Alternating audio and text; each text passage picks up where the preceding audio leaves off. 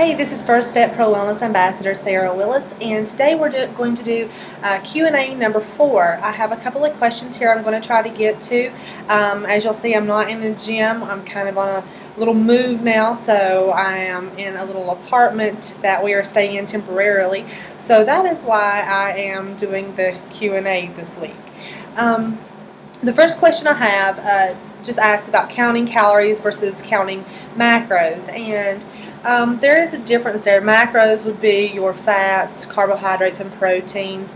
Counting calories is just all those in one. So if you look at the amount of calories per 1 gram of carbohydrate, there's 4 calories per gram of carbohydrate and protein, and there's 9 calories per gram of fat. And so all calories are not created equally. You should lean more toward macros than just total number of calories consumed.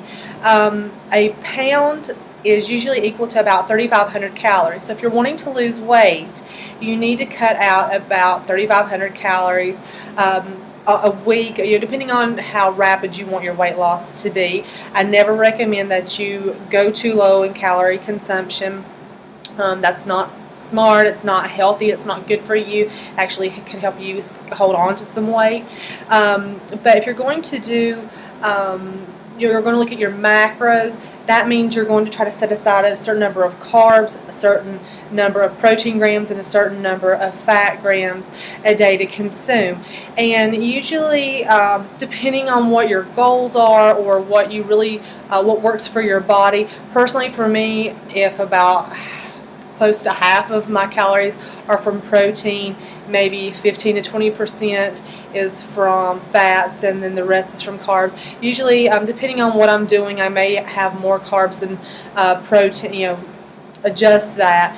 But I would prefer to stick with your macros rather than just counting calories, because if you have, 1,800 calories that you want to consume in a day, you don't want to consume 1,200 calories of fat and 100 calories of protein and the rest of it carbs. You need to try to organize that a little bit better. So I hope that answers your question a little bit. If you're trying to figure out how many calories you should consume, usually you can go around, around 10 calories per pound of body weight that you weigh now. That'll give you kind of an estimate as to what you can try to eat.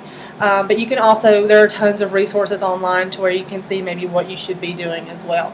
The next question is kind of a long one. It says, if I'm working out regularly, why wouldn't I be getting stronger? If I'm not getting stronger, in fact feeling weaker on the days I do work out, is it a problem with my nutrition? What the heck can I do about that? Am I jumping the gun since it's only been 2 weeks since I started this program? Well, that's kind of a two-sided question there. Yes, I would give your plan a little bit longer, but usually if you're feeling weaker on the days you work out, you do want to add in maybe some carbohydrates. Starting a new training program is not easy, so that's why I say give it a little bit of time. But you should be getting stronger if you're incorporating a weight training plan. What I always usually tell my clients is do about a 10-minute warm-up, then do your weights, and then do your cardio. I don't say do all your cardio and then your weights, because then you're feeling really weak because you've just spent 30 or 45 minutes on an elliptical or whatever, going really hard. You have no strength left. It's all been zapped. So I suggest that you try that if you're doing your cardio after your weights. And you also want to increase your weights. You don't want to just stay at curling 10-pound dumbbells for a month. You want to do 10 pounds and then maybe move up to 15 pounds. And if you can't do as many reps, that's okay. You'll start to gain that strength. It will come. But you may want to add a little bit of carbs into your workout, before your workout earlier in the day, and then taper them off as the day goes, because carbohydrates are where you're going to get a lot of your energy from, but you need to make sure that they are clean. And you do need to make sure that your nutrition is properly organized, so that when you do go in to your training session, you are energized, you have been fed, your nutrition's where it needs to be in order to optimize not only your training session but your post-workout. And that's something that I would recommend.